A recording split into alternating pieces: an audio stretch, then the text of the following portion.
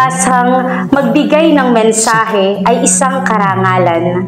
Sa isang obispo, Bishop Bernardino Cortez, lubhang kagalang-galang. Itinalagang ika-4 na obispo ng prelatura ng Infanta. Simple at may pantay na pagtingin sa lipunan at dukha. Ang hangad mo'y maayos at daupang palad sa nasalaylayan at mga taong tunay na pinagsasamantalahan. Programa ng mga dating obispo'y iyong isinulong, usaping pangkalikasay, sinasambit na hindi pabulong. Sa Kaspi, ika'y masigasig na pangulo. Sa araw ng pagtatapos, seremonya may matagal, tinatapos hanggang dulo. Maging sa banal na misa, ang humiliya mo'y kay sarap pakinggan. Mga paalalay nararapat itanim sa puso't isipan. Kapag may imbitasyon ang aming paaralan, ika'y aming nakadadaupan. Kahit ika'y pagod o malakas ang ulan, pinipili mo pa rin na kami puntahan.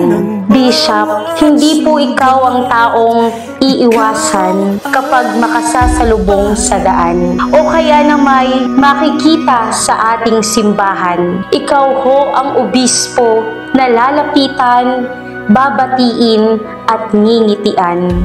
At kung mabibigyan ng pagkakataoy na naising makipaghuntahan.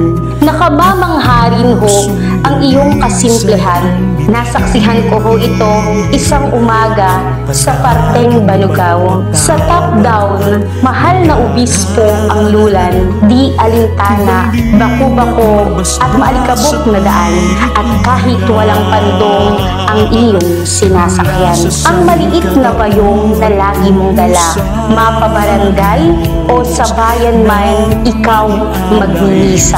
Sisidlang munti, hatid ay pag-asa, kababaang loob, mamamalas talaga. Maraming salamat po sa pagsasabuhay ng iyong misyon, pagpapalaganap ng ebanghelyo na iyong bukasyon. Hindi matatawaran, tunay na inspirasyon, bitbit ng mga taong nakasasalamuha mo saan man pumaroon. Maraming salamat po, Bishop Bernardino. Mapalad kaming ikay naging ika-4 naming obispo at sa iyong pamamalagi sa bahay pari sa pagre-retiro. Dalangi kapanatagan ng isip at puso sa gabay ni Hesukristo.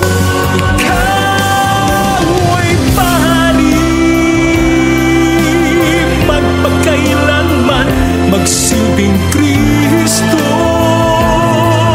sa ating mundo, ihayag ang mabuting balita at isabuhay ang